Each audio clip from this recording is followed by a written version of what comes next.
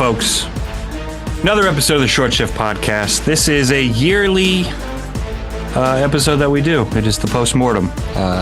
Typically, it's right around the same time each year, unfortunately. But we just witnessed a Bruins first-round exit. Not to be woe is me, but it was a situation where, yeah, it was expected, but it still sucks. You know? Yeah. It sucks because Boston sports are getting kicked in the dick every 3 minutes the past 2 Yeah, man, weeks. this has been not a great 2 weeks, has it? I'll tell you what, though. I just want to put this out there. I was so excited to cancel my Nesson membership. And I was like, the Red Sox are unwatchable. And now they're like rattling off like 3 wins in a row for the first time all season. Fuck, that actually reminds me. So then you like, actually now you need to keep it canceled. Yeah, now it's, I mean, I still have it. It's like when it expires or when it would re-up for next month. That's when it'll turn off. But I was just like, that's hilarious to me. I'm canceling mine right now. Thank you for the reminder. I'm kidding. I had ESPN Plus, and I am canceling that. Same. ESPN plus NordVPN.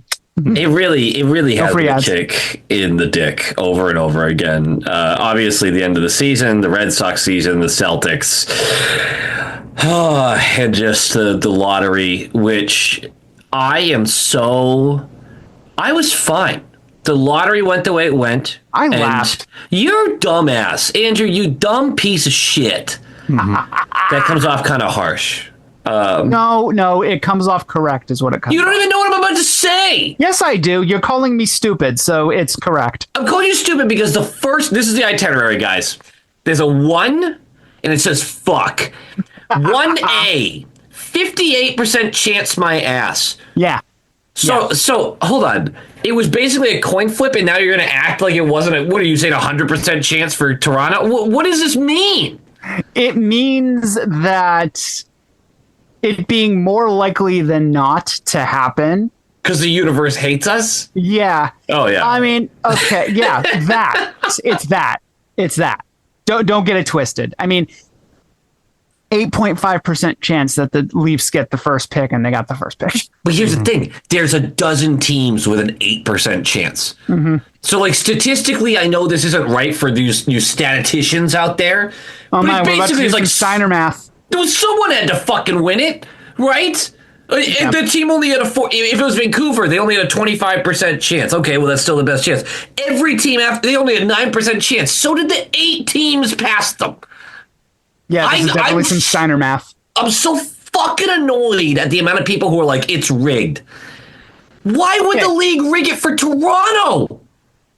If you think that was rigged, I need you to go walk into the sea. If you want to vent about it being rigged, fine. If your visceral reaction to the lottery was it's rigged, fine. If you are still saying it is rigged, you need to give me something. Because I do not believe that a billion-dollar industry would risk 1,000 lawsuits from gambling companies, their highest level sponsors, all the lawyers that represent the 31 other teams, so that your most successful, as far as profits goes, franchise can get another piece that just sells more money? What is the reasoning? Ernst & Young, who was there, is the largest accounting firm in the world.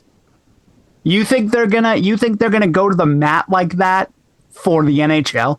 For Toronto? The franchise that can't stop selling shit? Like, it doesn't make any sense at all. I was not expecting a rant from you, but I'm enjoying it. I'm just so annoyed because people keep messaging me about it, and I'm not mad at you guys. I just don't understand your logic. Nashville is sitting right there. If you wanted to talk about a franchise that could have absolutely used this, that would be a huge boost to the local profits of this franchise, that's where you go. You don't go to Toronto. No one's fucking hanging up their Toronto jersey and no longer coming back. They should make a show of it, but guess who's filling those seats and buying those tickets and buying that merch? Yeah. Fucking me. Yeah, Like, Gary- and all of us. Gary Bettman has no actual motivation to help out Toronto. Right. There's But no he would- motivation, and the risk is massive. Yeah. I don't think anybody genuinely believes that it's rigged. I think they just want to believe it and they want something to bitch about. And that's fine. Especially and like, that's- if you that's totally reacted fine. that way, whatever. That's fine. But that's it. Like it's like your natural reaction is, oh my God, what the fuck? Like this shit is rigged. But like if you genuinely believe it, then you're not thinking as critically as you think you are. Yeah. Also, But this does highlight like the optics of it is just like, you gotta be fucking kidding me though. Yeah. Like come on. twice in 10 years, and the 2 times they missed the playoffs in the last 10 years. I did like that stat that's going around Twitter that they won it both. But what about the 10 years before the Matthews draft? Yeah. Because that Leafs fans have a lot to talk about there. I don't know. This is why I said it on this podcast. I said it on my channel. I've said this multiple times. I won't care until the lottery's done, because the ping pong balls are the ping pong balls. And what I find fascinating about it, though, is Toronto fans are kind of split.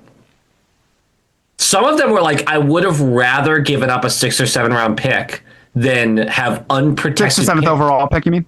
Sorry, 6th or 7th overall pick. You're right. Rather than have 2 basically unprotected picks over the next 2 years. Yeah, they don't have another first round pick until 2029 right now. Yeah, and there are no protections, as far as I'm aware. Maybe I'm wrong. None. So none. Both are No unprotected. protections on the next 2. Gavin McKenna and Stenberg are both great hockey players. They will be top of the line guys. They are not projected to make a difference next year. They're projected more like to be that. I mean, what did Kachuk do in his first year? Like 30 points? They're probably better than that, like a 40, 50-point guy. And maybe I'll eat these words, but neither are projected to walk into the league and be absolute game changers. McKenna 2 years ago, 3 years ago, different conversation. It does not seem like that over the past 18 months for McKenna, though. I mean, he was averaging an assist a game at Penn State. Yeah, I mean, he looked really good, but he does not appear to be like, I'm going to walk into the league and immediately put up 100 points. He doesn't look like he's a Celebrini type. No, I don't think he's a Celebrini type. But this is a Bruins podcast, so now that we're not getting a number 6 or number 7 overall pick, does this change the layout of the retool? And in what way does it change the layout of the retool? You have an excellent trade chip. You have a really fascinating trade chip. And that is? And that is a 2027, probably 2028 unprotected pick from a franchise that very well may be struggling for the next couple of years. I said this, so I'm going to plug this right now because I'm a little bitch. Bruins diehards and myself did a kind of, wrap up of the season and player grades video on YouTube. Friend of the show, Court Lalonde. Court, awesome guy, and it is posted. It should show up on both of our channels. We're trying out this collab feature on YouTube, so it's on his channel, but it's supposed to be linked to mine. I don't know visually how it looks, but you should be able to find it on either YouTube channel where we break down the individual players for it all, but for the grades for the season. But we did talk about this a little bit, and we tried to figure out kind of, will this Toronto team, is it doom or gloom, or is there silver lining? And I genuinely think it's whatever you want it to be right now. Like most things in hockey or sports, is you get to decide how you feel about this, and you're right either way. Because it's easy to be like, okay, Toronto's going to rebound. They're nowhere near the top 10 for the next couple of years. Those picks aren't worth as much. Their defense and goaltending still sucks. And if Stolarz and Wall don't bounce back in a huge way, nothing's changing there. They actually have good goaltending. The problem is, what's the best ability? Meaning? It's availability. There it is. And these guys have been injured, and their numbers reflected the injuries through a lot of the season. And that sunk them, along with some other things. The defense, genuinely not good. So if you think that can be fixed in a year or two, or they rebound really well, yeah, you're doom and gloom. You're like, that pick gets worse, blah, blah, blah. There's an argument for leagues and a couple of franchises reaching out being like, we think that could be an unprotected top 10 pick, lottery pick. And all of a sudden, a move like Hronik becomes available. A move like Robert Thomas becomes more feasible. You know, like these things that seemed out of reach a little bit. There is potential there if you want to see a silver lining like that. Sweeney has an offer sheet too, because now you have 4 first-round picks in the next 3 years. You could offer sheet Robertson sitting right there. Like it's a difficult situation. You're asking to give up stuff that you're excited about. A rebuild isn't happening. We're going to talk about the front office stuff shortly, but there is a lot to digest here. One thing that you are sure of, though, is Sweeney has a full chamber of bullets. He can pull the trigger in a lot of ways here. It's something he didn't have last year. He had cap space last year. That was what we were talking about. And Ian, and no more than most other teams, by the way. And you, Ian, actually, I was getting to that. You were one of the only ones that I heard, and you ended up being right, where you were like, I don't think this cap space is what you think it is. The problem is there was 18 teams with cap space. Yeah. Yep. And it's the same thing this free agency, by the way. This free agency class it's going to be the same thing. It's going to be the same thing starting next year because the cap has gone up $8.5 million. Beautiful. And it's going to keep doing that. And I mean, we should love that because a deal like Elias Lindholm's easier to eat. The more that thing goes up, the easier this one gets to eat. Oh my God. We're not doing that. Do you want to? I'm sorry, I jumped all over this. Do we want to say anything about the Buffalo series? I guess we really didn't get to post-mortem that. This simple answer I gave to a coworker who is not very in tune, but knew that the Bruins went to the playoffs and stuff. The simple answer that I gave her was, you need 3 things to win in the NHL playoffs. You need talent, you need health, and you need momentum. How many of those did they have? And they had maybe one of those. Oh, for 3, actually. Yeah. Like we agree. Like you can argue that they had the talent to go further, but that talent wasn't healthy. You can argue that they had momentum, but they didn't. They lost it immediately. Yep. And also, they lost 5 of the last 7 games. That's what I'm saying. Like I see what you mean. Okay. leading into the playoffs, there was no momentum, at all. Just because they won their last game before the playoffs didn't mean shit. It did mean shit for the first 2 periods of game 1. And then it went away, and it's like, okay, no, this team does not have the momentum. This team is not healthy. And they're again, if everybody was healthy, maybe they get through the first round. Yeah, we got some injuries. Yeah, and you know what, dude? I feel like that's part of the post-mortem episode every year, where we just of course. this dude's fucking left leg is hanging on by a thread. Also known as Nikita Zadorov. No, it's also known as literally every hockey team right now. Yes, every hockey team has multiple players playing extremely hurt right now, and they're limping through the playoffs. That's why a huge factor is momentum and health. That's every cup winner in the last 10 years. You can't tell me that they weren't the healthiest team when the time came. Yeah, for sure. So and that's every sport too. We talk about it in the NFL. But it feels like it's bigger for hockey. I don't know because we hide to me. Yeah. These guys play Zadorov is playing on a grade 3 torn MCL. Yeah. He can't skate. Yeah.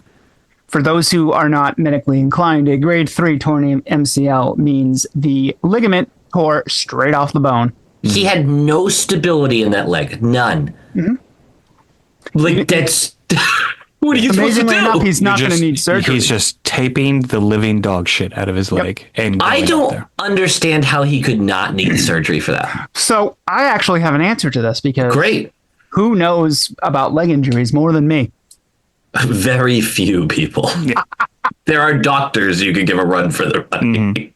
So the reason he doesn't need a surgery for this injury is because 2 reasons. A, it was a clean tear.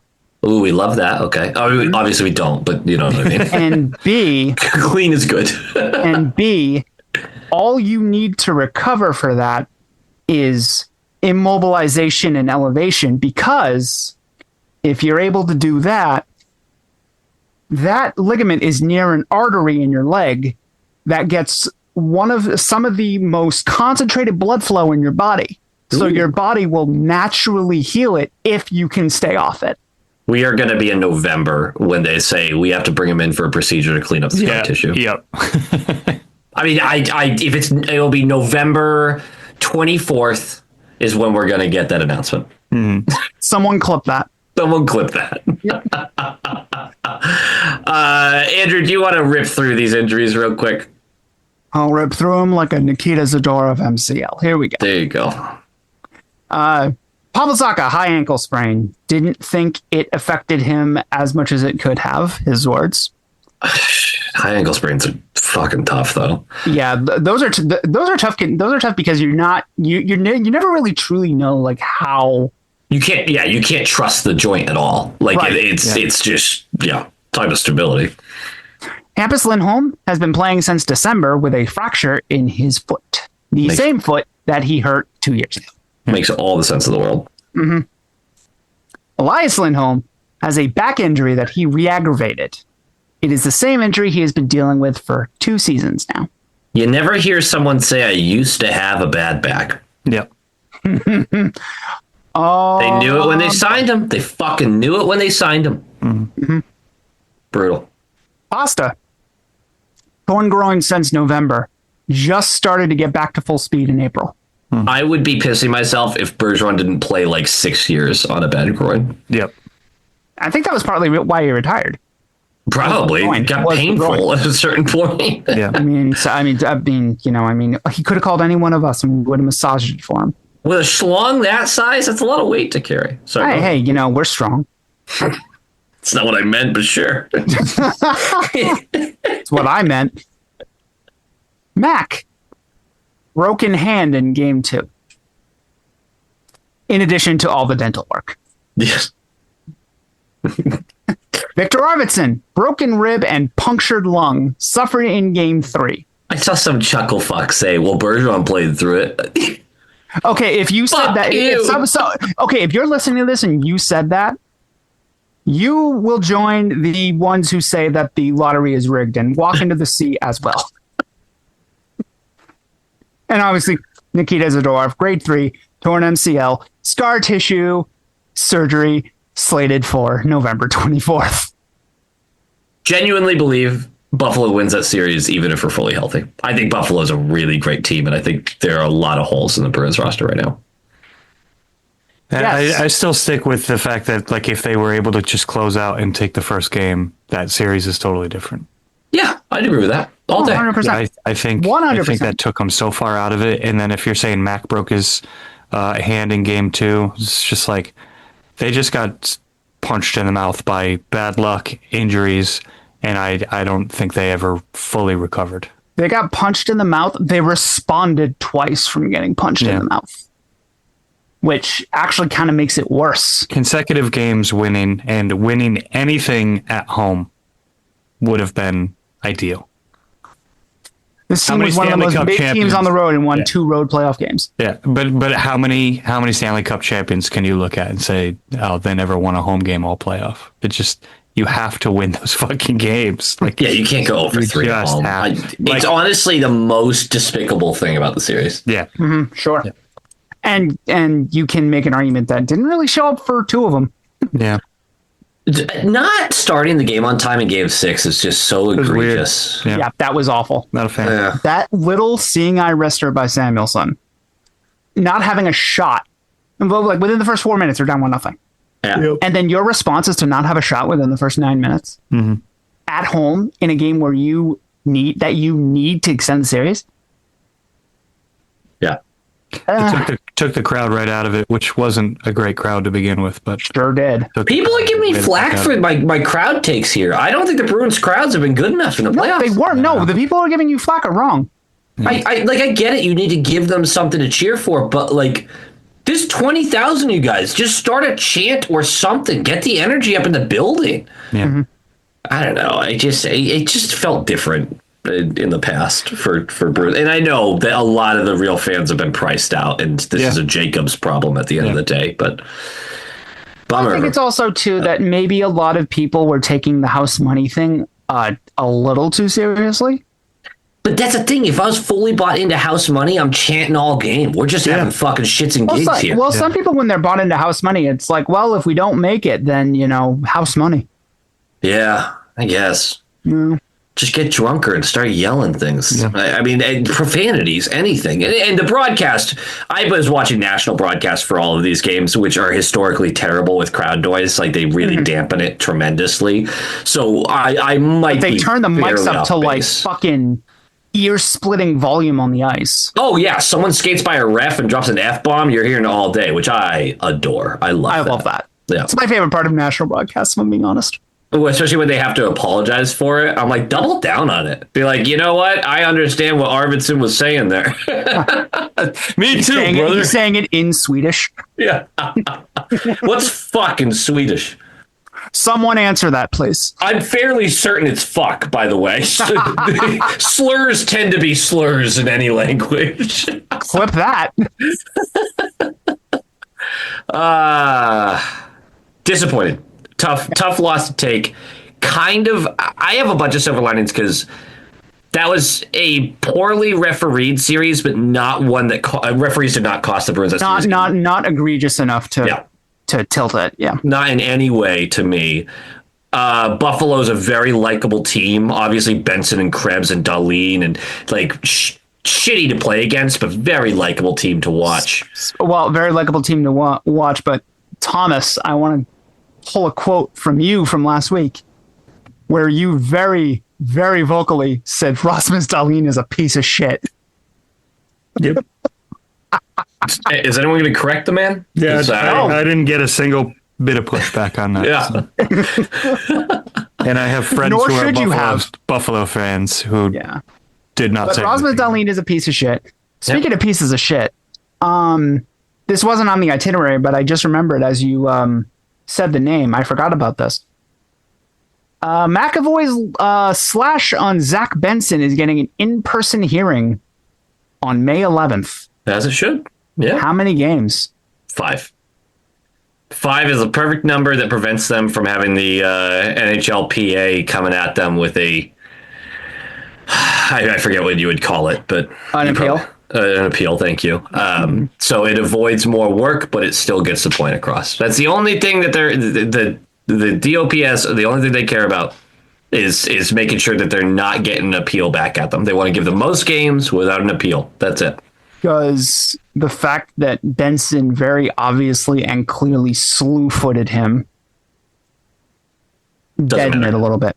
Doesn't matter. You took 2 hands, upper body, slash across. That's you can't do it. You just can't do it. I don't give a shit at what happened. Like, you cannot do it. You can't do it, but also counterpoint here. I'm playing devil's advocate. Benson's a bigger piece of shit than Dahlin. Yes. Oh, no one's arguing against that. Yes, Benson is a perfect rat for the playoffs. He's Sam Bennett-esque in a lot of ways. Oh, that comparison Benson hurts. should have been suspended 2 games to the slew foot. He absolutely should have gotten a hearing and been suspended. Yeah. But they didn't do that. So, like, when I talk about this stuff with McAvoy, and I'm sure Bruins fans are like, well, fuck you. Dude, both of these guys should have been suspended. And yes, the league is only looking at McAvoy because it's a far easier situation to deal with because the Bruins are eliminated. Sure. Rigged. I don't think anyone's arguing with that. That's rigged. I did have the only good point I saw about the rigging, by the way, was someone reached out and they're like, it's not rigged for Toronto. That's ridiculous. It's rigged against Boston. And I was like, all right. which which is what most people are realistically saying in our fan base. And it doesn't help that the idiots on 98.5, the Sports Hub, put that out in the world because it's just lazy, dumb shit that they do. Is Jeremy Jacobs not part of the board of governors still? They're such hacks. What are we doing? Yeah. They're such hacks. Also, Jacobs only shows up for his paycheck. I think we could all be sure about that. Well, I mean, he has to roll out of his iron lung first because he's 283 years old. His son, then. I don't know the dynamics of that family because I think if I did, if His son runs the day-to-day. It's uncle brother. It's an uncle brother situation. It's all. It's kind of all one person. This is a joke for legal purposes, people in the Discord talking about, like, I would find that house. I'm like, all right, let's slow down. You would what? They would find the house that they lived in. They're joking. They're saying they would dox them, not actually, but, you know. I People mean, I hate think the that's. Jacobs. I mean, guys, if you want to dox them, it's public record. It's genuinely public. I mean, if anything, we could all like sneak over there and just piss in his pool. You know, I'm going to take a number 2 for sure. Yeah. And I'm gonna do number 3. Do both. there you go. Taco Bell the night before, so it ain't like an easy log just to take out of that. You can't hold Taco Bell in overnight. Good point. I'll have Taco Bell on the way. Yeah. Thank you, Thomas. That's good advice. Yeah. We'll That's stop good at Taco Bell sound on. advice. Yeah, we'll stop at Taco Bell on the way. Like we're like right outside of their house, and we just make a little detour to Taco Bell, and we'll get you a couple of Crunchwraps. This is why you respect your elders. They have great life advice. That's right. There you go. The Also, fuck closest you. Taco Bell, the closest Taco Bell to my house is literally in a truck stop. Hell yeah. So that's Taco Bell, perfect. if Taco Like where Bell it goes needs to south, be. you got toilets and showers there, and you can reset your entire day. And Taco Bell does go south every time. And in the immortal words of Josh Beckett, shit your pants and then change your shirt. It's a classic move. Toronto's probably going to do it. I mean, they may have. Can we still make fun of their GM hire? Yes, absolutely. Okay. Absolutely. I think, look, Toronto is not trading the first overall pick. I'm going to do... Wait, is that a thing? Is that a thing that's going around? No, it's not. But Okay. there's a thing that one of my favorite podcasts does, the Ringer Fantasy Football Show. Mm-hmm. Just a good podcast. And every year they do this thing called a take purge, where they say takes that they have that they don't genuinely believe, but they kind of need to get it out, and they kind of believe it, but they don't believe it, right? I think you do that every week, if I'm being honest. Right, but this is one of those takes that I definitely should not be held accountable for, because I definitely don't believe it, but there's a little piece of me that wants to have a conversation about it, but I don't want people to hold me accountable for it. That's the whole purpose of their concept here. Okay. Does it not make sense for them to trade this pick? They don't have a first round pick for the next 2 years. You could get a ransom for a first overall. Okay. Let me float something for you then. Sure, go. San Jose just got the number 2.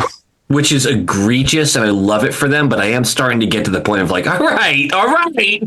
They got a lot of prospects. Okay. Oh, well, there you go. You want to move up one spot, San Jose? Name your price.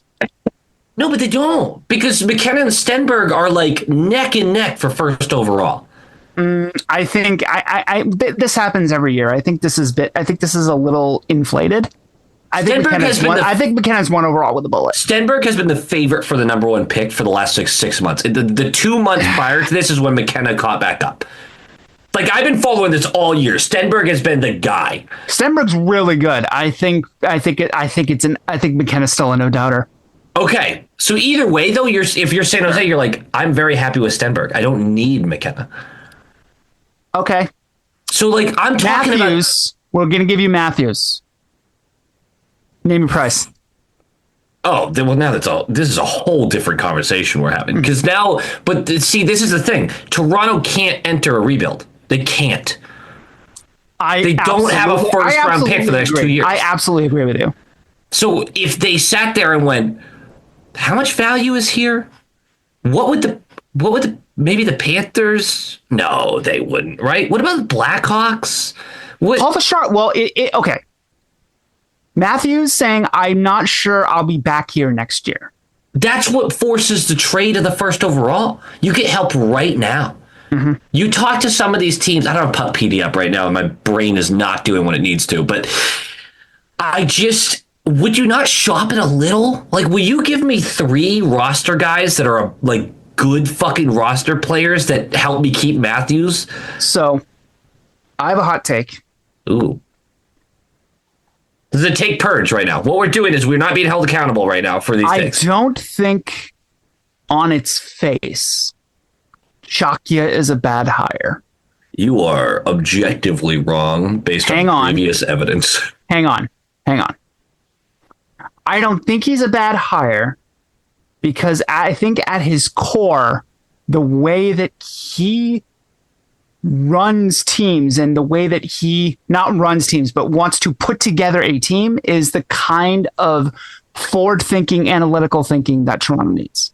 I don't think it's a bad hire in that regard. Why does it feel like you're trying to talk yourself into your take right now? Because I am. Yeah. There you go. It's take purge, Thomas. We're not being held accountable for any of this. But I also think that if you have 20 people calling you a piece of shit, you might be a piece of shit.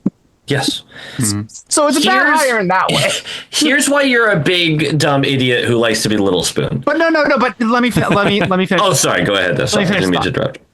I think that if Chakya is doing his job, one of the first things he does to get into maybe some better graces is to be aggressive and be like, Matthews is saying shit. What's your price? He's Taco Bell shitting in his own pool. But again, the problem is you move off. Yes. Yes. The bell is so good. You move off Matthews, who is a NHL I don't game say do changer. it. But all I'm saying is like you don't have protection on your next two picks, and they belong to Philly and Other Boston in some order. It's 2027, I think, is Phillies. Well, No, I agree with that. I'm about 99% sure. Either way, the next 2 years, you have unprotected picks going out. You can't trade Matthews. Also, Matthews has no power either, so I don't know what the fucking. I'm unsure. I'll be back here. I don't know what to what end. Don't show is up. This? Don't show up. The guy's made millions. He has a no movement clause. If he's like, I want to go here, they literally sit on it. Fine, he'll sit out a year. He needs to get healthy anyway. Fuck. He's not upset about any of this. For him to come out and literally say, I don't know if I'm going to be back next year, in a market like Toronto, the guy is done. Yeah, he needs to say change. that he literally just put himself out there for that fan base to absolutely destroy. Yeah, you think the Swayman situation with the contract was bad. This is a whole different level. Yeah. I think that comment absolutely does put Toronto in the McDavid timeline. I agree. I absolutely agree. That's what I'm talking about. This first overall, if they call Edmonton and they're like, you have a guy who wants out. We have a guy who wants out. I think we can keep the guy who wants out. First overall plus some shit for McDavid? And some shit for them. It's like, all right, can you take on Trent Frederick? Yes. No, I think that's right. I think there's a real conversation to be had there. Yeah, I'm not making a joke. I do want to make a point that I can't pronounce this guy's name properly. Chakya, whatever it is. It's Chakya. Chakya. There you go. That's the sound you make as you're straining that last Taco Bell shit. Yep. That's not going away anytime soon. You know why Chakya got the job?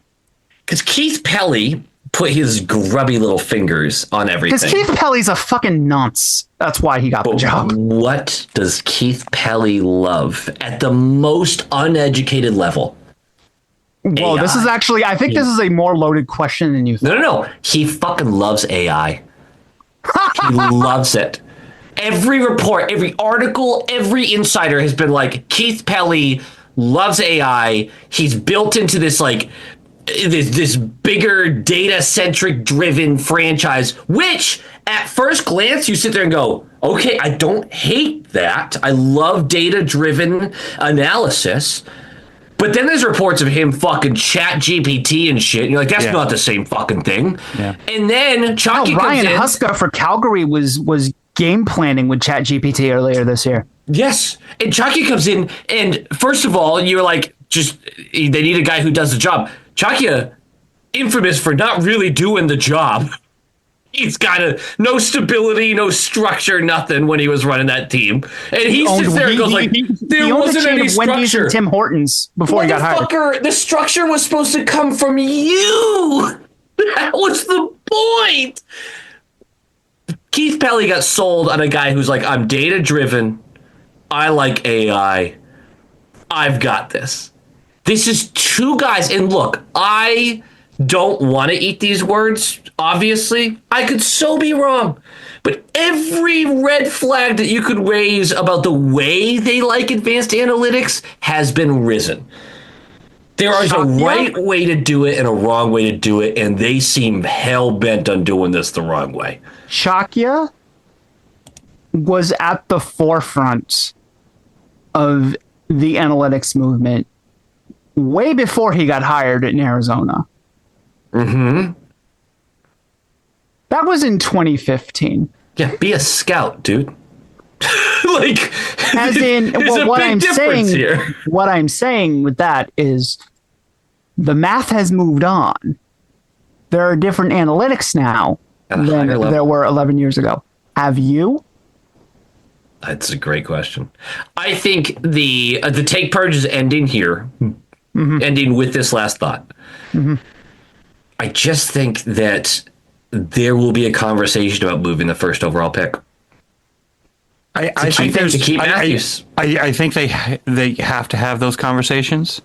They won't do it. They don't have the balls to do it. No, I don't think they have the balls to do it at all. But Chakia's got to do his job. Chakia's got to do his job. Sunday's got to do his job. But I think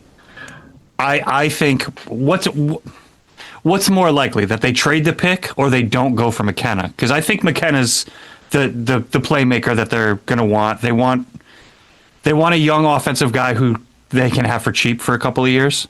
Have a cheap contract somewhere on that fucking roster. They desperately need someone. Desperately. Yeah.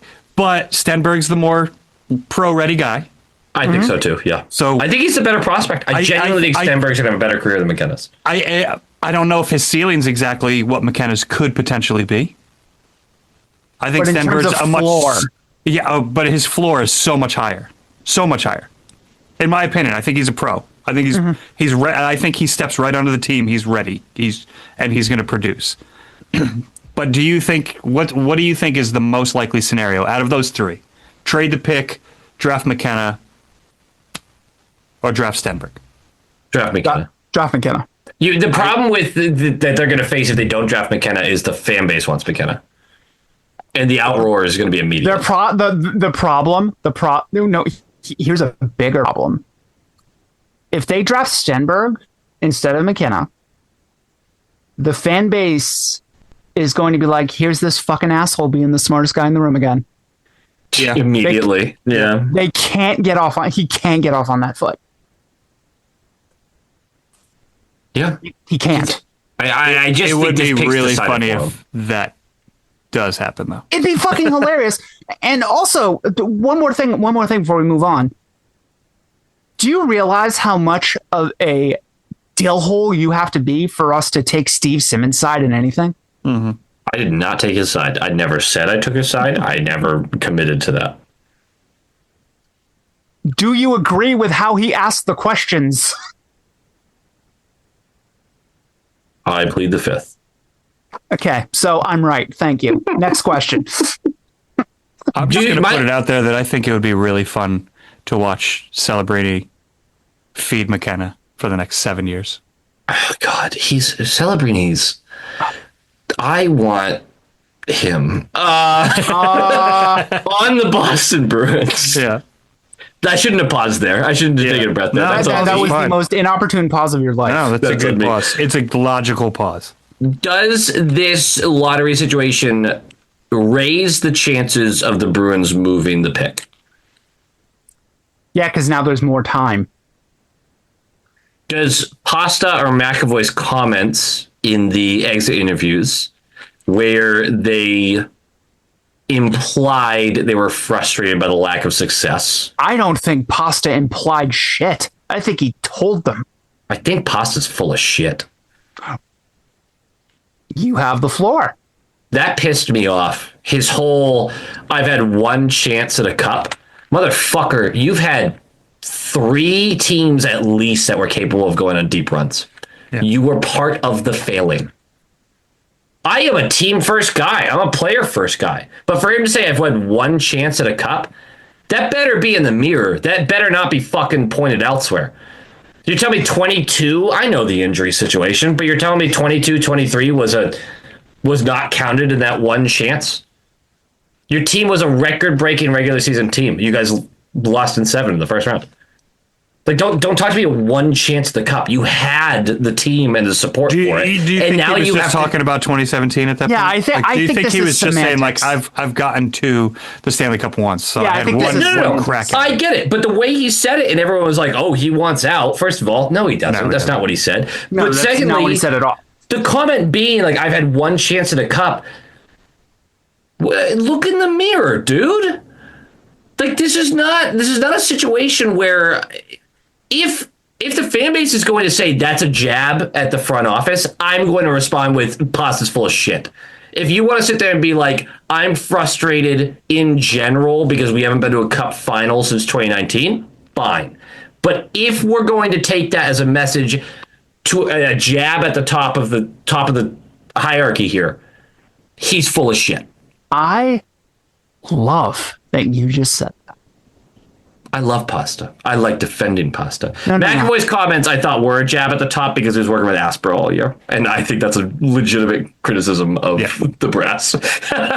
So, Ian, Me. here's why you just said that. Oh, that's never a good lead-in. We had a post-mortem from the front office today. We sure fucking did. So, if that jab wasn't at the front office by Pasta, fine. But the front office didn't seem to think so. Why wouldn't they? Don Sweeney said that I'm so glad that David was vocal about needing help. They took it to heart. He took it to heart. Oh, it's That the first comment time takes it Sweeney to ever heart. considered that, maybe. I don't know. I didn't even know Sweeney had a heart. He's a very severe man, isn't he? Since being a player, of course. Players have hearts. Players have hearts, but he's a very severe man. So yeah. I think No, the but front office. I think him saying that, like, I'm glad to hear Pasta say that, is like, you want to see somebody take up a lead, like, that's a leader thing to do. I don't like exactly how he said it necessarily. I think there's a better way for Pasta to say it, but he's not like exactly the most eloquent English speaker. So Sure. That's fine. I think the message behind what he's feeling, or the angst, or the frustration, or whatever, ultimately, I think it's coming from the right place of, we want to be better. I want us to be better. So maybe Sweeney's just kind of spinning it where it's just like, no, he's stepping up and he's saying what the locker room wants to say right now, and he's saying it into a microphone. Whereas Thomas, other players don't necessarily do that. Thomas, have you ever managed groups of people before? Every job I've ever had, including the role that I just took over on Monday. Fantastic. Andrew, did you manage groups of people before? He can't even manage himself. No, surprisingly, yes, I actually do. I actually have. I You can't have- manage myself. No, Thomas is absolutely right. I can't manage myself, but I Yeah. can manage groups of people. Yeah. The most dangerous manager. Have you ever had an employee who you genuinely did appreciate, but was always was vocal about certain things, and was vocal with the entire staff about it, and then an all-staff meeting comes around, and you kind of have to point out the elephant in the room, which is, I know so-and-so has said this, and I'm glad that he's being vocal. But internally, you're kind of like, we fucking know what the problem is, dipshit. You're just stirring the pot. Yeah. That's how I took that comment. Okay. And he's like, we That's fair. fucking know. Yeah. No, that's fair. But, okay. and And it was So still the right thing to say. Yeah, the answer could be both, to be honest. It could be somewhere in between, or it could just be straight up both of those things. I'm not going to read too much into it, certainly not to the extent where I think Pasta wants out. No. I don't And, think he and wants to be out at fair, all. Pasta was working with Elias Lindholm for the majority of the year, and Elias Lindholm, at this point, literally might be a 4C. We might have be past 3rd C at this point. And that's and honestly, like, that's like part of the frustration for me, where it's just like, they brought in Elias Lindholm knowing full well he would probably play substantial minutes over the course of the year with a player like Pasta. I'm sure part of Pasta was just like, man, if he's healthy, like, we have a shot at doing something. Yeah, they And acquired Elias him to be a Lindholm 1C. wasn't That's why exactly they what got he him. needed to be. So sure, Pasta's going to be irritated with that, where it's like, okay, well, we had some cap space, we went out, we made some offers. This is who I got. It was He the sucks. wrong move. You know what I mean? Like, all right, what's next? Like, who am I playing with next? Are And we how in buyout frustrating- territory with him yet? No, not even close. Unfortunately, we wish we were. And Pasta's in there, and he compliments Murat Husadinov. and how he says he likes playing with the guy. He loves playing with Husnudov. You can tell it how he plays. Yes, and Husnudov is hunting pucks and winning board battles even with the smaller stature, and he's extending offensive possessions. But the problem is there's no link between them because the fuckface in the middle can't keep up. Like, how aggravating must that be? Shift after shift after shift. When Elias is sitting there and you're like, dude, you are 3 plays behind the play. Mm-hmm. So yes, I'm weirdly caught in the middle of Pasta, you're full of shit. You're also objectively correct. Like it's a very difficult situation for me. Damn it, I'm frustrated at this. He's objectively correct. And I don't think he was I think it was just the loss was still fresh in his mind. Maybe it was a little bit of a reactionary comment. It was correct. It was what was on his mind. Probably what was on his mind for the last, I don't know, 2 years. When did we sign Elias Lindholm? 2 years ago. When we knew about the back problems before we even fucking signed him. Andrew, you're right, though. I have to take a chill pill on this one because it was likely just a fresh wound. And the comment came out the way it did. And I just didn't appreciate the fact that I have had one chance at a cup. We've had at least 3 teams since you've been drafted. I'm with Thomas in the fact that it was a lot of it was semantical. Yeah, I think that's. I think I just need to get over yourself. That. Get over myself. To take a chill pill, take my medicine, and relax. Hakuna Yatatas, kid. Seriously, hey, end of season, we all get to get passionate. Mm-hmm. Do. One comment I actually did not have on here from the postmortem, from listening to the postmortem, which, by the way, I felt like I was back at work because, man, Don Sweeney talks like a lawyer. He did say that he wants to integrate James Higgins into the middle next year significantly. He mentioned that both Mitten and Higgins, they believe, have potential to be top line guys. That was Cam. Sorry, Cam mentioned that. That's right. Yep. Love that. Mm-hmm. Love that 21-year-old Fraser Mitten. Mm-hmm. Nice. Higgins is nowhere close to a 1C right now. He needs time. Yeah. No.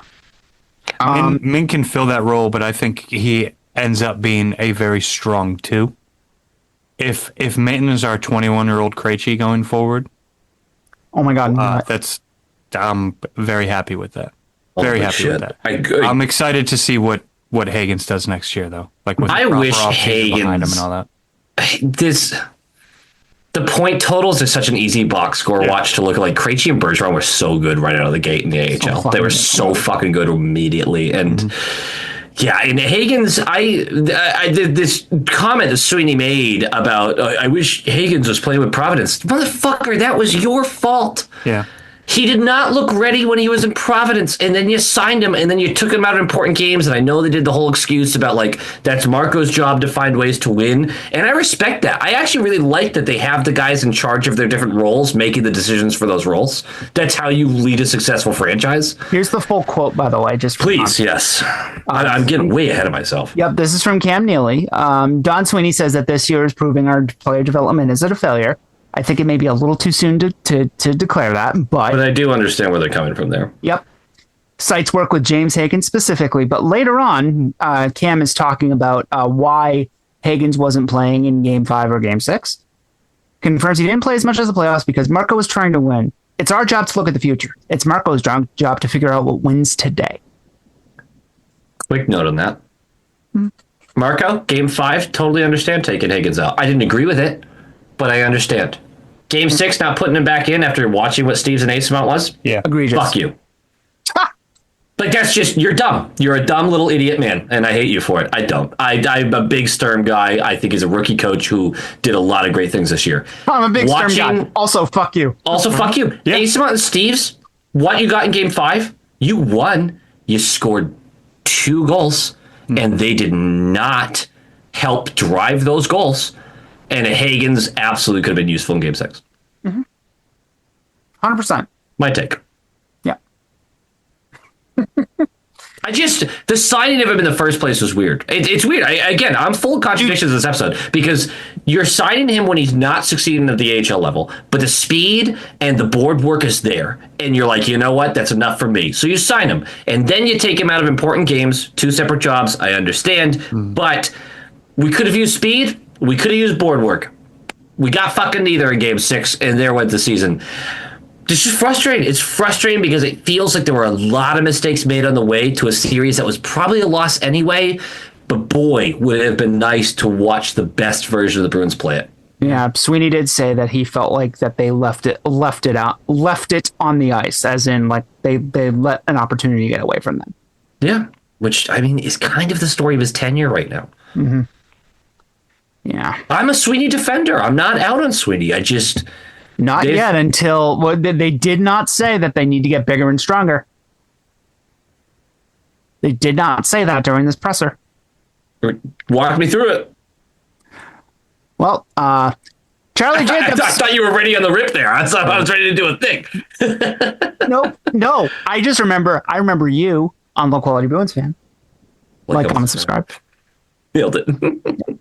You said that if Sweeney and Neely say that they need to get bigger and stronger again, that you'll be on the fire Sweeney train.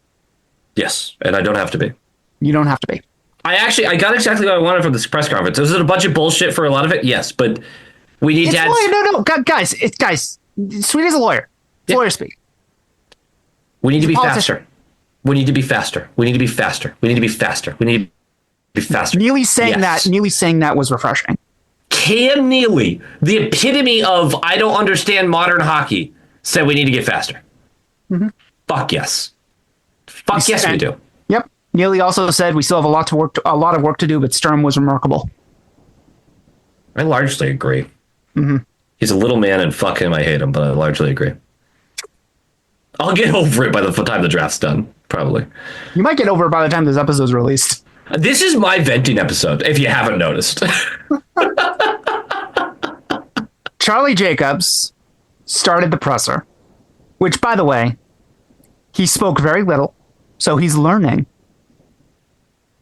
We are on the right track, and the doubling down on leadership of the Bruins has paid dividends. I said he was learning. I even said he's learned. Thomas, please take this. I'm going to lose my mind. I'm not doing it. I'm not doing it. It's all for you. No, I just... Nope. I actually, you know what? I, just to make sure that I don't step on your toes here, Mr. Ian. You couldn't if you tried. I'm going to mute myself. No, I can step on your toes. It's just my foot's going to be shaped weird as I do it. I'm going to mute myself, and I'm going to... This is fuck you, Andrew. This is where anybody who likes watching my channel is just like, I hate this guy. He's just mean to us. If you are still taking anything Charlie Jacobs says seriously, what are we doing? It's just filler, dude. That's all it's just filler. He makes zero decisions for the actual team. Yeah. He has no idea what hockey is.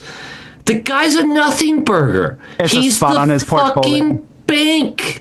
He's the spot on his portfolio. Right. He's the bank. He patted himself on the back for a playoff appearance after a down year by doubling down by doing nothing because he didn't fucking do anything. He just didn't fire anyone and replace them. He just did nothing. He pats himself on the back. The amount of comments I saw about Charlie Jacobs, if you want to say, fuck you, I hate you, yes, absolutely. But if you're like upset by this stuff, it's the guy's a ghost in the building. He's nothing. The team spends the cap every year. They have a robust analytics department. They have everything they need to succeed. They should use that analytics department more, though. They should, but the guy's bankrolling the team, and it's not preventing us from winning. Is there 1,000 other reasons to hate the Jacobs family? Absolutely. But his comments in these conferences, they don't mean anything. I just don't think you should speak. Yeah. Yes. Honestly, it's like it's crazy how much it mirrors what's going on in over in the Fens right now, where it's just like you want some accountability. out of your ownership. The ownership's not spending the money or whatever the case is. That's the Red Sox thing. It's just hate the owner. He's a problem. For some reason, Charlie Jacobs gets a constant pass. This is the first time we've said number 4 out This is of the 4. first time that we've talked about Charlie Jacobs on this podcast since the last post-mortem episode when we talked about him talking. Well, because he doesn't do it. He's not. That's what I'm like. I'm trying to help you make your point here. Like, where I see. He has such little impact on the way this franchise actually works. He's the wallpaper. His ultimate contribution, besides financial, is that he has put in his faith in the front office that he hired how many years ago now? And he's letting them run it out. We're at year 10. To be fair, the only part of the front office that I truly disagree with on a fundamental level is Neely. Like that's and Neely's been here since 2011. Yeah. He's my problem. He's going to be my problem until he's gone. Most likely, Sweeney. We've had this conversation 1,000 times. This good, this bad. I don't think he's a terrible GM. No, I think he's a very solid GM. Losing the lottery, I got dozens of messages. Good. Can we fire Sweeney? Lottery luck is what it took. Yeah. I just don't understand the timing of it. Like we didn't win the lottery. Can we fire Sweeney? Like, what does that mean? Yeah. The team's not going to fire the general manager after a 26-point turnaround. With 4 first-round picks in the next 2 years for a playoff. For those of you who can't see me, I'm doing the quotations. It's still a playoff team, but it's the way ownership looks at it and the way the league looks at it. That's a playoff team, and now they have 4 first-round picks over the next 2 years. That's what's actually happening. No one wants to say that out loud because everyone wants to be bitter, but a playoff team has 4 first-round picks over the next 2 years. And every major piece is in their prime. So it sounds like you don't think the telemetry of the retool has changed any with the fact that we're not getting a 6th overall pick this year. Telemetry, great fucking word. I think there is more pressure to move those picks for help now. That is the only distinct change that I see. Because yes, that 2028 could be an unprotected first overall. Like that could be incredible. That could also be a 23rd pick in the draft. I don't know how you weigh that risk. Genuinely, I'm glad I don't have that job because that's a harder conversation than people want to make it out to be. You have to move that 2028 pick. Fuck, do ya? That could be awesome. He might not even be here once that pick's made. That pick could be anything. It could even be like it's the mystery box. The mystery box. It's always the mystery box. It is always the mystery box. We like prospects because we don't know what they'll be in the NHL and we assume their ceiling. Yeah. We like picks because we assume we'll get someone great. It's shiny new toy shit. Shiny new toy shit. There's nothing wrong with it. It's largely what makes sports exciting. Yeah, if we had a top 6 or if we had the 6th overall pick, I would be excited to draft. I'm with you. I think that use this capital and try to go out there and get somebody because the free agent market blows this year. Oh, it's terrible. This is the worst free agent class. Yeah, we're not making any improvements with free agents right now. This is the worst free agent class since 2016. Yeah. Also, that was a bad one. Anyone who makes an argument, and I'm looking at you, Fluto, makes an argument that we should be pursuing a deal with Darren Radish. Look, I am so welcome. I would be happy to be wrong about this. I don't care. This is the prototype for don't fucking do it. Yeah. A 30-year-old defenseman who out of nowhere doubles his point totals, triples his goal totals, and becomes just an absolute unit on the back end on a team that has a ton of offensive talent. And you're going to go out and offer him a 7-year deal with a $9 million AAV. Don't fucking do that. I would rather trade this year's first rounder plus Lysell and Patra for Hronek. which is probably a really great deal for the Bruins. I just made it up off the fucking top of my I head. get what you're saying, though. Yes. Don't go get a guy You're hitting override on that one. Suddenly did it in 1 year. Great. Maybe he's great for the next 6 years. Very likely he's middling for the next 7, and you're overpaying by about $4 million a year. Mm-hmm. Why are we doing this? The fact that he's right-handed is giving him more value too. Which it will always, that'll always be part of the equation for sure. But I just, out of nowhere at 30 years old, you double what your output is, you triple your goals, and I mean, you have Kucherov and Point and these guys that are commanding presence lower in the zone. You have one of the hottest power plays in the league, although their power play, I think, statistically actually wasn't that great. Their power play hasn't been good since Stamkos left. That's hilarious, actually. That's very funny. Yeah, there's free agents out there. I understand the Radish conversation. If you could get them for $6 million, I'd do it. But it sounds like you were more concerned about the years. I mean, the years are going to be. He's going to ask for 7 no matter where he goes. He's going to get 7 too. Yeah. Yeah, 100%. Yeah. No, I'm not a fan of that kind of deal. Tinker around the edges on this free agency and see if you can make a swing on trades. And you 5 first-round picks over the next 3 years. Like, make a trade. I don't care about the 23rd overall pick. I really don't. Yeah. No. When does that help us? When does that pick help us? If we 3 years from now, possibly longer. Yeah. Possibly longer. If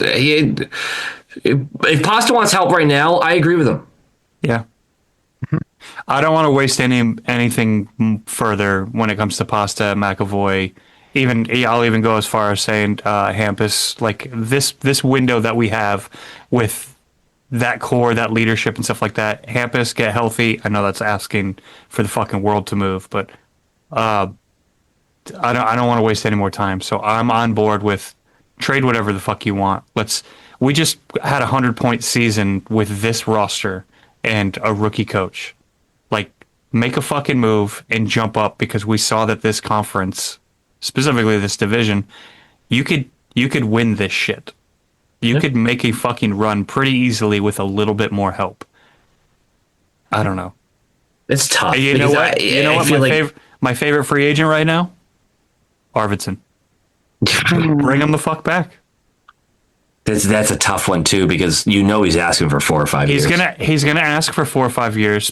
Maybe he gets 4 out of Boston, but I'm good with that, because I think he proved himself. The injury, a fucking broken rib and punctured lung, like, that's not like your body breaking down. That's impact. No, but he's had an injury history for a long time. He's had an injury history, but he put it together pretty well this year. Like, he held up pretty well this year. He had a couple of nicks and stuff like that. He missed a couple of games here and there. Everybody did. That's hockey. You're playing 3-4 games a fucking week at certain points in the season. You're going to get banged up. It sucks that he got hurt before the playoffs, but maybe it doesn't, because maybe he gets a little bit cheaper. I think he signs for 4 to 5 years at a higher AAV than the Bruins are comfortable doing. I think he ends up walking. Enjoy the Kings, buddy. Yeah. I don't think he wants to go back to the Kings. He was on the Kings, right? I don't know. Enjoy. I swear he was on the Kings. He was, yes. Okay. I do want to make the point, though. I've seen a lot of people talk about this, and it's not. I understand the opinion of, like, we should blow it up and rebuild. I disagree vehemently with it, but good word. Thank you. I understand where you're coming from. You have to understand, if that's your opinion, that ship has truly sailed. You are yelling into the void. The front office isn't doing it. The players don't want to do it, obviously. That's not happening. And also, for those who want it to happen, the 3 guys that you would move that have all of that, like, value, all have no movement clauses. They are choosing where they go, and you are getting far less in return than you wanted. You're not rebuilding with Charlie McAvoy, Jeremy Swayman, and David Pastrnak. You're just not. You're just not doing it. And we've been telling you this for 2 years now. I don't want to do the, like, we're right, you're wrong thing. I just want to. I want to get it through to the people. This is a point that we've been hammering home. I know, but this is truly, like, it has to stop getting talked about, and I need to stop getting messages about it, because It's not happening. You saying it doesn't do anything. Like, we should do this. That's great. They aren't. Like, it's not worth discussing. Move on. They just won't do it. And I agree they shouldn't, but like, even if you disagree with that, you know they aren't. Let's move on. Sorry. Okay. This is my fantasy episode. Thank you everyone for allowing me this. Yes, you're welcome. Also, one last thing.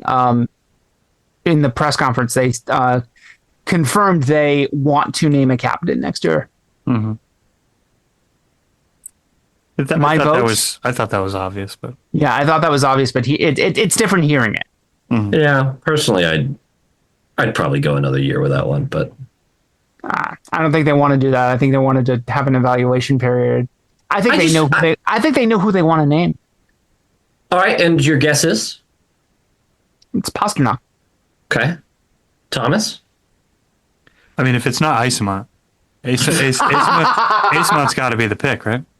I like he added ice to his name though. It's kind of sick. Because he's cold as fuck. Icemont. No, that's what you put on your muscles when you're stiff. I thought it was pasta, and it probably is.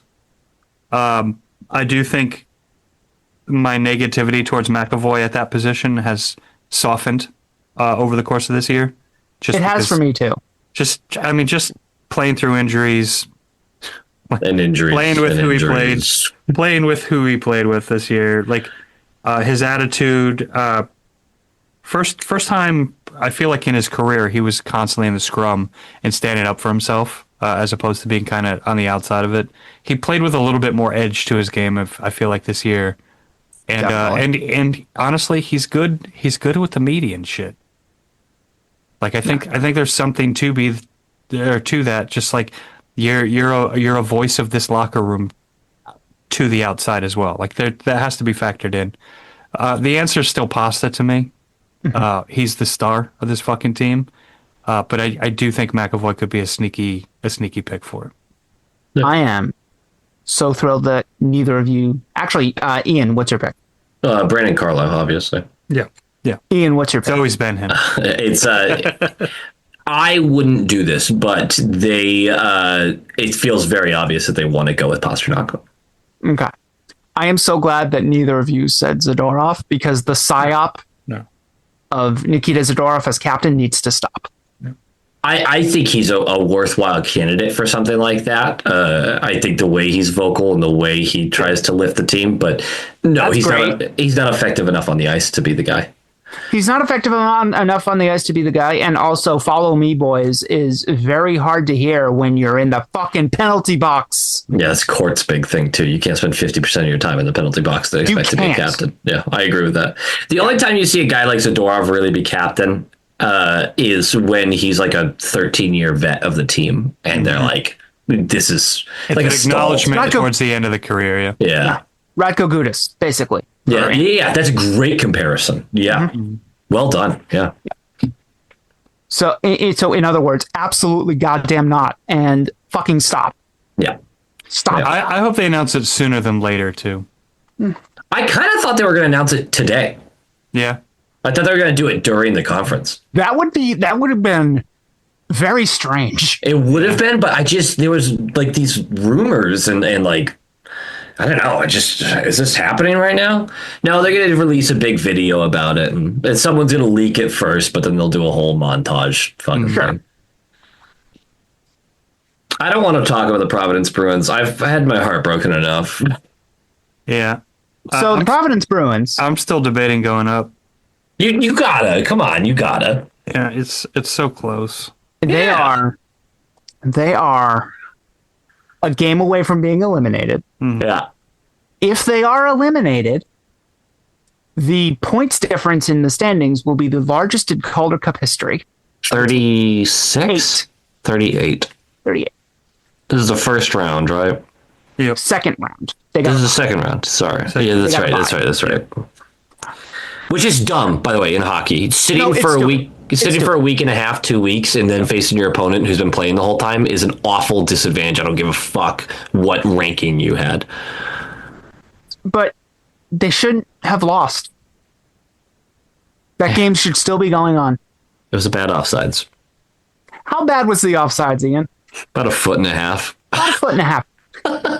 The only people who thought that was onside was apparently the ref and Matt Duchene. If you know, you know. There was that one McDavid play where he came off the bench and the guy hadn't even reached the bench before he put the puck in the net for the guy who was changing out with. Yeah. Sorry, I don't know. That jogged my memory. I was against the Bruins and I got really upset about it in a regular season game 2 years ago.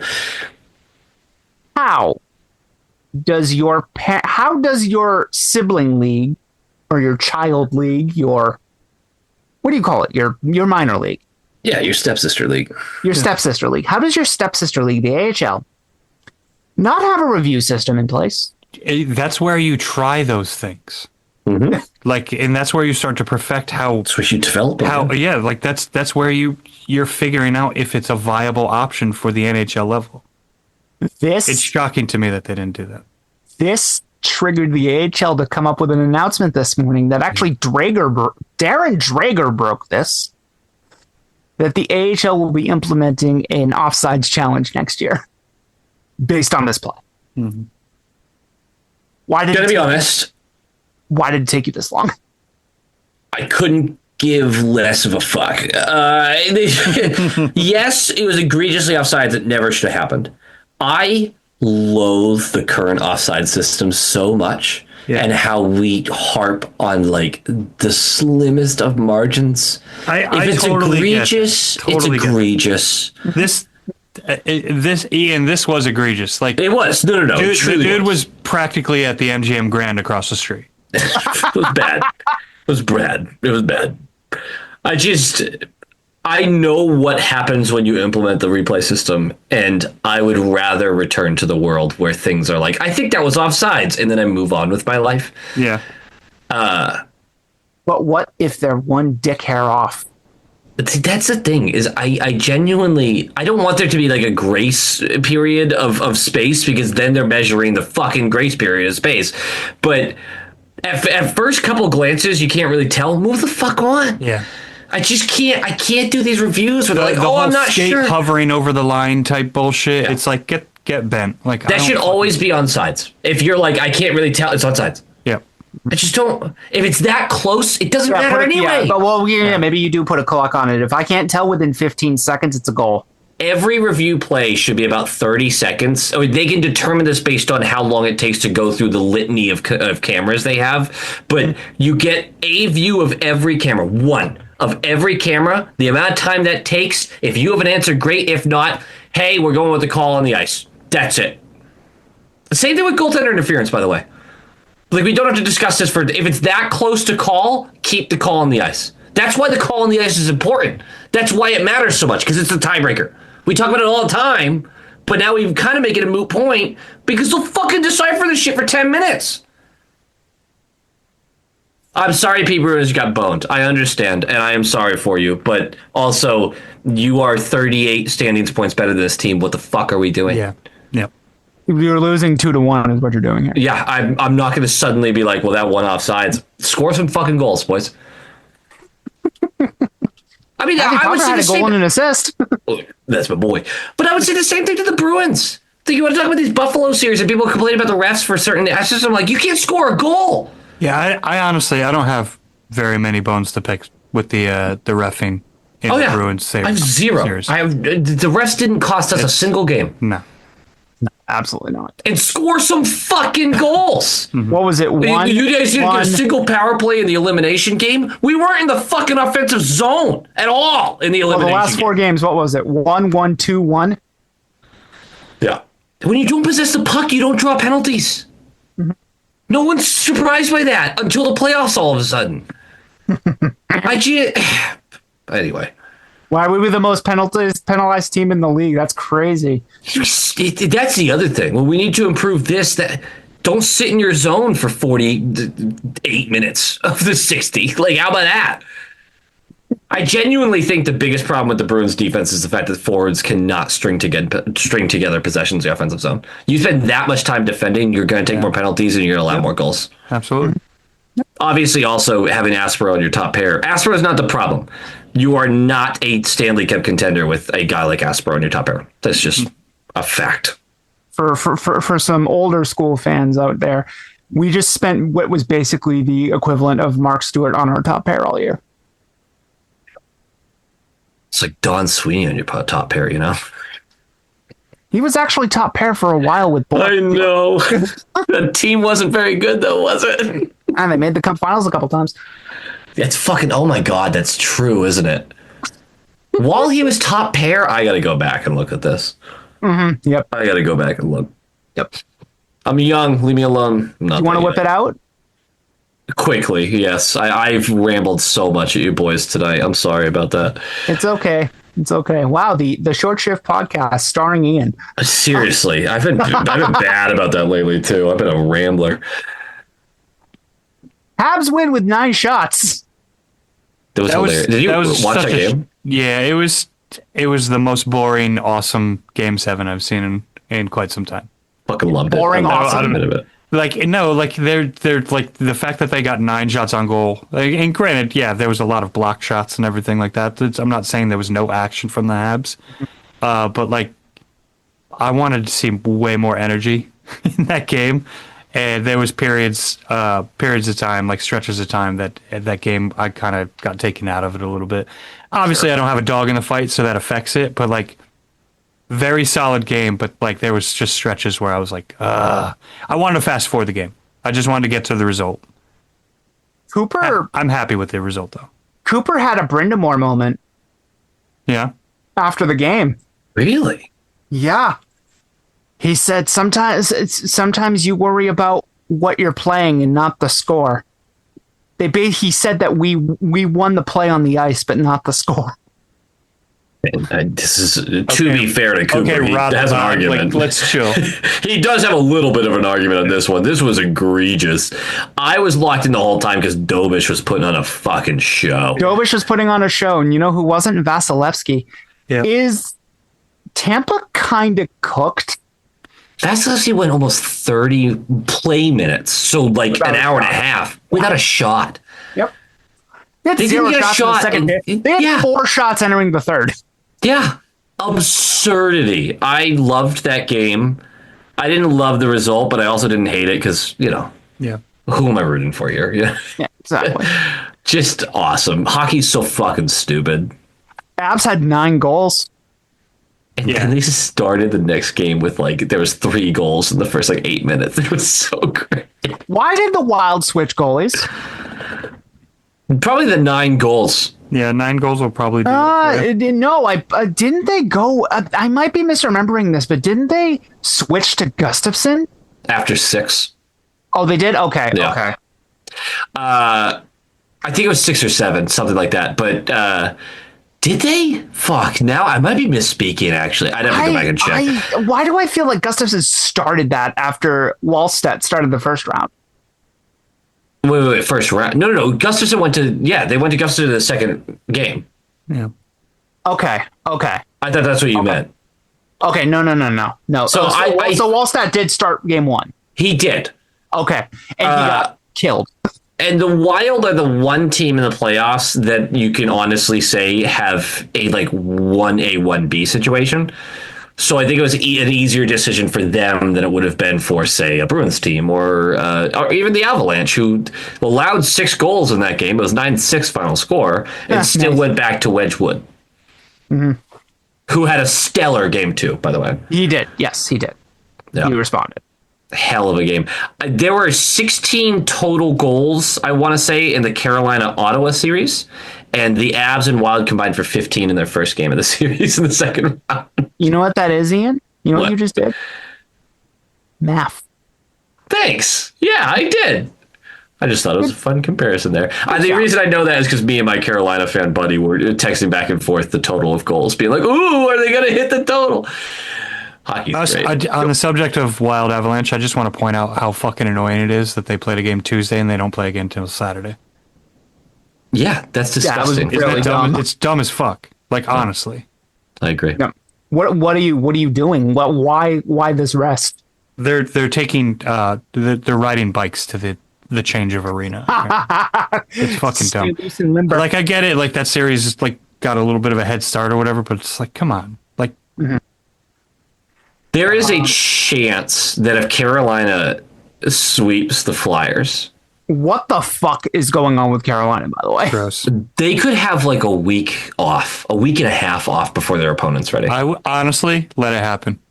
This is what gets Carolina every year. They finish the series too quick, and the next one they're not ready to play. Frederick Anderson, test him. I've been told in the playoffs when he's healthy, he's actually pretty great. I have never actually looked it up. He's just never healthy. Yes, you have. Yes, you have. You know why you've looked it up? He was in Toronto. Oh, sorry, for the Canes. He's always been great for the Canes. Okay. Like, thank you for the... I needed to put the asterisk. I appreciate that. Yes. I just keep being told by Canes fans in my life, be like, he's stellar as long as he's healthy in the playoffs. It's like, I believe you. Sure. Yes. It just seems weird that there's always another... This is how audacious Canes fans have gotten. My buddy said, legitimately, if they go up 3-0, he wants to put Bussy in for game 4 just to keep him fresh.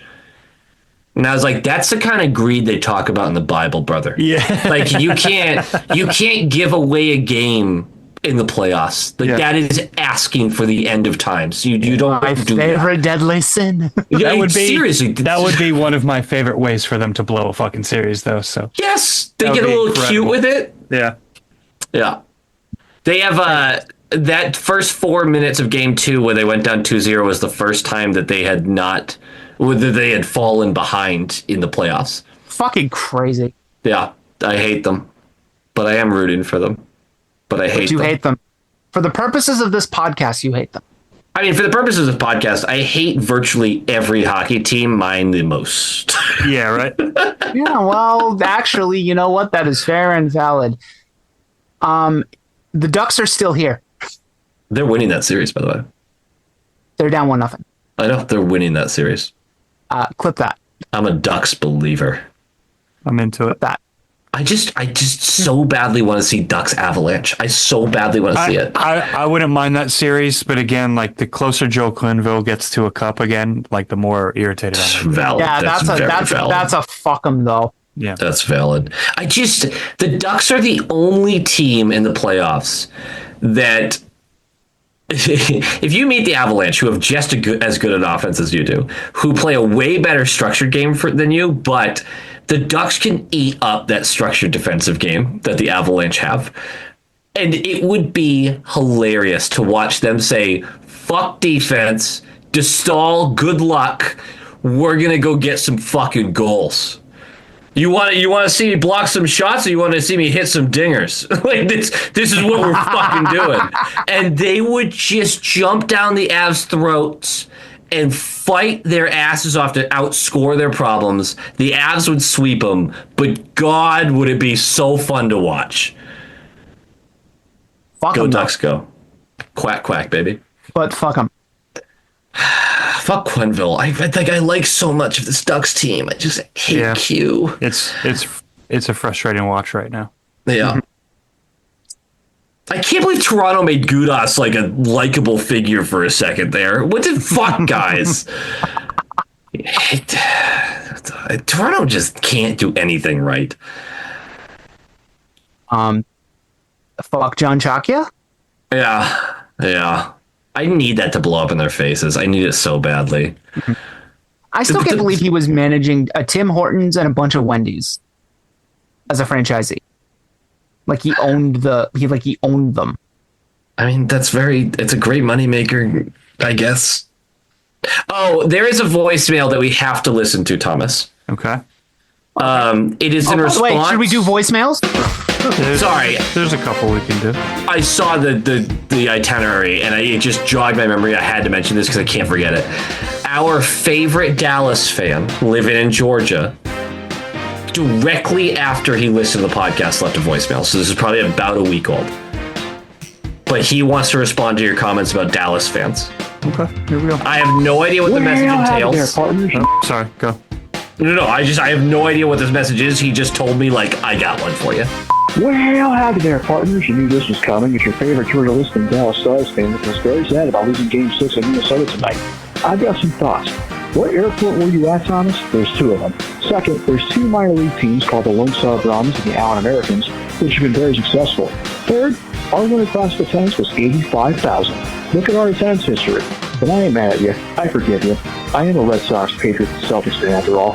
Speaking of which, go Seas, and just for y'all, go Reeds! Tommy Champagne, signing out. I was at DFW, first of all, the big airport. I wasn't at Dallas Love. I don't really care about attendance because arenas are full all over the league. The city does not, or did not give a fuck while I was there. I did not experience... I'm absolutely doubling down. Like, I literally saw one person wear a fucking hat. And there's no Dallas Stars merch in that fucking entire airport. I walked around. I went to every shop looking for like a teddy bear or something for the kid. I didn't see a single Dallas Stars thing because I would have easily bought a puck or something for the collection at home. I didn't see a single thing.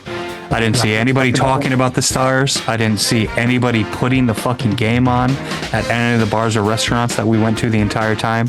And everybody that I was working with down there, nobody gives a fuck about hockey. All of them are Texas Rangers fans. Well, So, do I think that there are Dallas Stars fans? Yeah, absolutely. Same thing as when you go to Nashville. If you go to the arena, yeah, they're fucking there. Like, all the fans are there. I was shocked at how little the Stars were represented in downtown Dallas or Dallas-Fort Worth or the surrounding area, like any of those things. So, by all means, like, you could be a Stars fan, you could be from there, you're in Georgia, I get it. Like, there's not really much to root for around Georgia or whatever. Yes, there's minor league hockey all over the fucking place, but what I'm saying is my experience down there, the Stars were so incredibly not represented, and it was hugely disappointing as a hockey fan. I thought going into a city, like a major fucking city, a major fucking hub of an airport too, by the way, but a major city, a major sports town, and your team is in the playoffs. That night, no representation, nobody gave a fuck. first of all, I thought that voicemail was going to be way meaner. I thought it was going to be way more aggressive. It was very... He's a Georgia peach, man. He can't get... He is. And I would it was like... very tourism boardy. I would like this to be a lesson to all of you. If you don't want Thomas to just double down, you got to go for the throat. Like this has to be way more aggressive to get him off his game. He's ready to handle it. You got to go after the guy and to get him off. And to get him off as well. Like, don't get me like. I wish I was exaggerating that I only saw one person wearing a hat. I told you guys, I saw more people fans of the fucking Mammoth than I saw Dallas Stars fans. Fly back to Hartford. There's a million Whalers things. Every shop in a tiny airport that Hartford has, it's the Hartford Springfield, it's called Bradley, flew back into Hartford, and immediately you have Whalers, Yukon, Red Sox, Yankees, like all the regional teams or whatever, because like Connecticut's that dividing line. But there's tons of Whalers shit. That team doesn't exist. And yeah, maybe it's like one of Hartford's only like claim to fame, so I get why they're doing that or whatever, but I don't know. I was really disappointed because I thought for sure I was going to get a puck. I know you also, what do they call that constellation logo that they wore as a third? The Mooterus. Yeah, I fucking hated that too. No, Ian loves it. I know Ian does. Oh, yeah. And Ian's wrong. Here's another voicemail. Frequently, yeah. Good morning, Church of this fucking series. God damn it. You know, it's one of those things where it's just like, I fucking hate that we had to be the team to lose to this fucking Sabres team. I'm sorry. I know people are looking at me like, they got talent. They're a bunch of, I don't give a fuck. They're a bunch of fucking frauds. Montreal is going to mop the floor with them. Like, looking at Dobesh versus fucking Lions. Like, Sabres just won game one, by the way. But hey, whatever. We'll see how that goes. I'm not going to really be following the series all too closely. I will say we have entered my least favorite season of hockey, which is the fucking people chasing the next dopamine hit of trade this player, sign this player, do. There's a reason we're calling in and just shit talking hockey and not in the fucking GM office. That's all I gotta fucking say. It's already driving me insane. Anyways, hope all is well. Go Bees! Trophies. Trophies. I like understated AJ. Medicated AJ. Medicated AJ. Sorry, I Severely. misspoke. Severely medicated. I mean, that's a huge difference. I have no argument with anything he said. Yeah. He's objectively correct on all fronts. Yeah, and I get it, like right now, like all the trade talk and all that discourse that's gonna obviously happen right now. It's like you have to kind of tune it out and just enjoy the playoffs for what they are. Yeah. Mm-hmm. Like you just have to do that. You have to find peace and just enjoy hockey. I know ultimately everybody who's listening to this voicemail or this podcast in general right now, after the Bruins have gotten knocked out, like you're a fan. Like you're fucking in it. This shit affects you. Mm-hmm. It's okay to be mad. That's typically why we wait a couple of days after the end of the season and kind of collect our thoughts, let some shit shake out, and then talk about it. Because if we started recording like immediately after the game, you're gonna just be not talking very much, or you're gonna be screaming. It'd be unlistenable. Yeah. No. I said objectively correct about the the opinions of everyone. That Buffalo team's legit as fuck. Yeah. No, they're solid. They're solid. Yeah. Honestly, that's the series to watch for me right now. Like I get being angry at Zach Benson because fuck that guy. Yeah. Truly. Yep. But like we're not just like I'm not saying we're over what just happened with the Bruins. We have an understanding. We've been literally kind of laying that out there for the better part of the last year. Mm-hmm. What to expect from this team. It still sucks because you're still a fan and you're still getting excited. You're still watching your team play in the playoffs, and ultimately you get in the tourney and it's a coin flip some nights for sure. So it's like we easily could be playing in the second round right now. Like instead of recording right now, we could be watching the Bruins play hockey. Unfortunately, we're not. This is a big off season. We have so much to fucking cover, so this podcast will still continue to be weekly, bi-weekly, or however things shake out as we switch into off season mode. But there's still so much to fucking talk about, and a lot of it is going to come from our listeners and voicemails, and we want to get everybody involved in the conversation because I think there's a lot of change on the table, and I believe most of it's going to be positive. I think we're going to walk into next season so much more optimistic than we did this past. And maybe I'm just speaking for myself because I did not walk into this season very optimistically. You walked into this season with an eye on this season coming up. Yeah.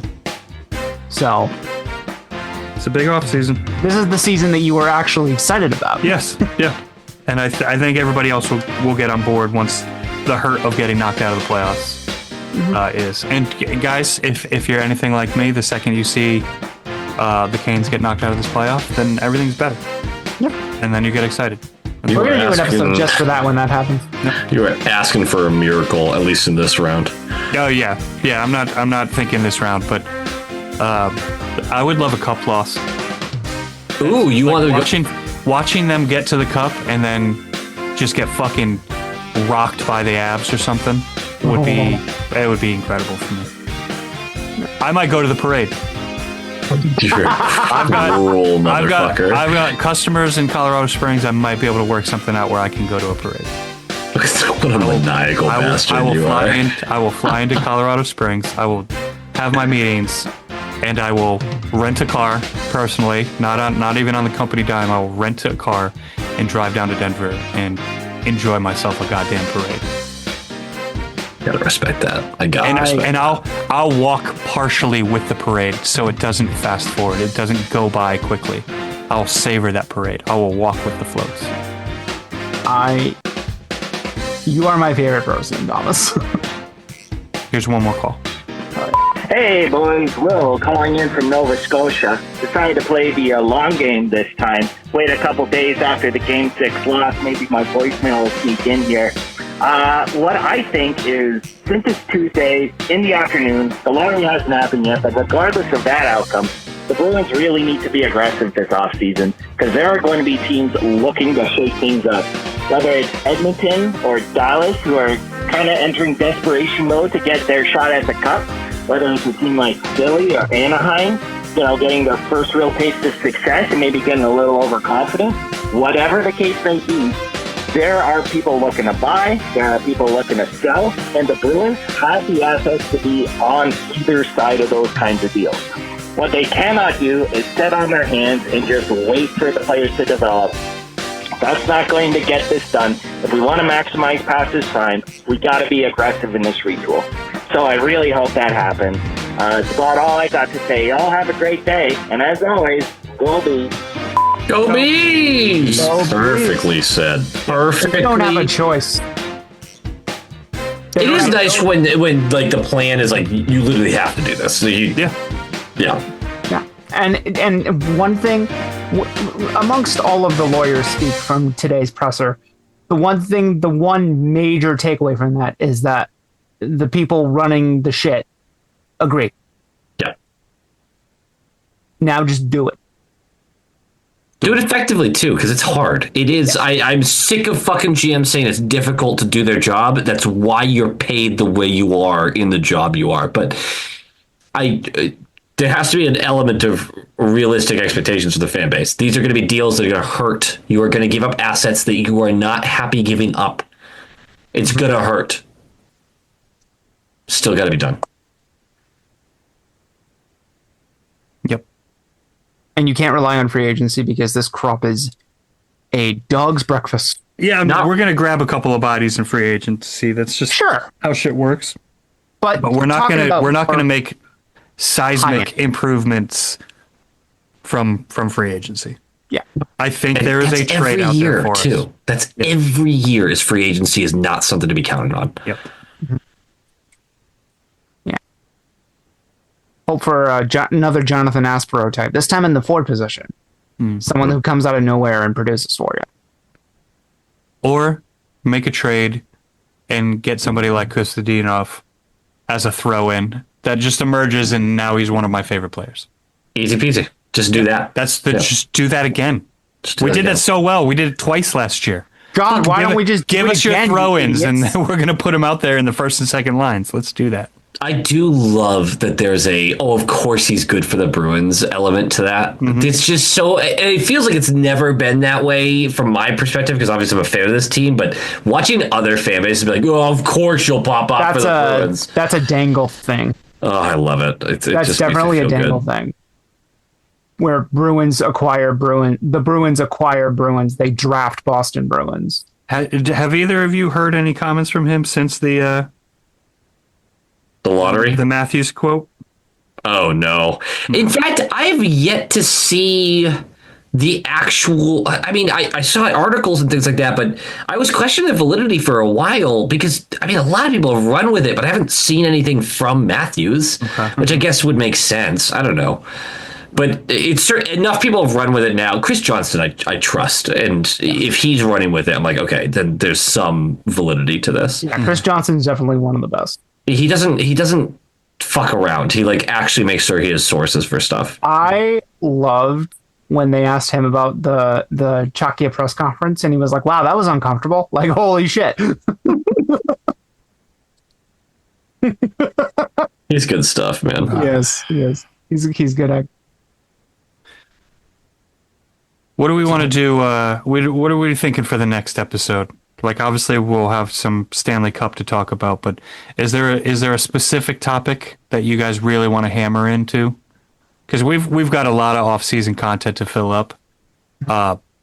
We need some things to kind of happen first, for sure. I want the listeners also to kind of reach out and give us an idea of what they want to hear us, because we could easily sit here and just talk Stanley Cup because we're dorks and we're going to watch every fucking game anyways. But remember like I think it was 2 years ago. No, 3 years ago. It was 3 years ago. We were like, we're probably going to take a few weeks off in the off season. There's probably not much going to happen. And we ended up recording every week. Pretty much. Yeah. Yeah. We I think we missed a couple, but we're going to get a ton of emails about like, what do you think that you do in free agency? We're going to get there. Yeah, we're not there yet. We have a little time there. So yeah, to absolutely shoot us your ideas. I think in general, I would like to talk about who we expect back from this. I was literally going to say, I was like, who stays, who goes. Yeah.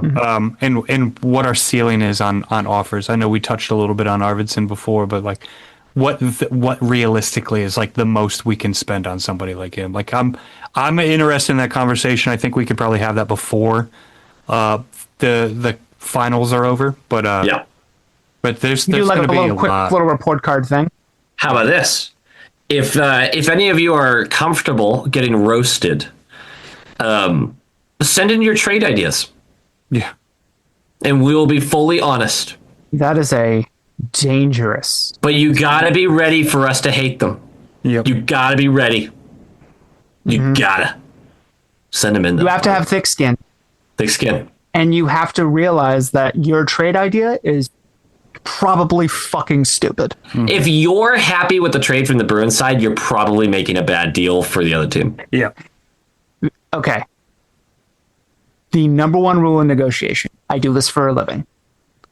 You know what the number Sexually. one rule? Yeah, You know I what was the, gonna say it was the- like negotiate. He's begging for sex. Yes. It's a corner street. Yes, correct. You know what the number one rule of negotiation is? The telltale sign that a negotiation went well. Neither side is happy. Yeah. you're mad. Exactly. Yeah. Yep. Yep. All right, send them in. Let's see how bad this gets. Yep. Hurt feelings. About to hurt my Or feelings. we're gonna hurt them for you. We are about to destroy our fan base. He makes everything so sexual. It's gonna be where it's. I was like, it's either gonna be a very violent off season or it's gonna be a violent off season. Well, I mean, you know, hey man, why does this episode have like 20 downloads? 20,000. If we've learned anything over the last season, it is that a good chunk of our fan base likes to get choked. So if we need to be the ones to do that for them, we'll do that for them. And the other Are you half talking also about the belt. fan base or the members of this pod? It's probably mostly the Discord, to be I was gonna honest. say it's 100% around the pod. Yeah, it's the going to the Discord is just things are on fire. It's deviancy. People are getting choked. a lot of nudes. It's very A strange. lot of nudes. nudes. Join the nudes. Discord, by the way. Yeah. Hey kids, you like porn? By the way, if you're interested, check out Bruins Diehards. Yes, please do. Plugging that right now on YouTube. Do you know when it's getting posted for sure? It got posted a little earlier today. We did grades. We tiered all of the players, and Corey and I argued about a couple of things in there. There is one player that I argued shouldn't even be on the chart. He failed the season so badly. And it is not Andrew Peak. It is not Elias Lindholm. It is not Zadorov. So Stop naming players. People are going to process that. Yeah, one. No. Now I have That's- a new guess, but yeah, but I don't think anyone's gonna nail this. So check it out. You could find it under my channel at Low Quality Bruins Fan on YouTube under collaborations. You can also find it on his channel. It should be posted front and center. it's weird I didn't get a notification that something got posted. So that in mind, keep that in mind. Everybody, turn the fucking bell and notifications on for all this shit, because these episodes are going to be fewer and far between now as we're into the off season. So make sure that you're absorbing the comment or the content when it's fresh and when it's viable, and not waiting 3 weeks because you don't want to hear us talk about, oh man, I think the Habs have a chance, and the Habs got knocked out 2 weeks earlier. You know? Although that is kind of fun too, actually. That's why, that's why, Thomas, that's why I love that your turnaround time is so quick with these edits. Yeah, I mean, And I see it's- so many podcasts that are like, oh, these are 5 days old and it's already out of date. No, this is posted, like, if you're listening to this podcast, like, it's posted this morning, most likely. Like, if you're listening to it on Thursday, we're recording pretty much right up until midnight, and it'll be posted in the next 40 minutes. Hell yeah. Done deal. I already have the graphics done for it. We're fucking good. Clean. Yeah, we're in off-season mode, but, like, we're still on. Speaking of off-season mode, I need to go to bed. Yeah. Because it is 11 p.m. and we have work in the morning.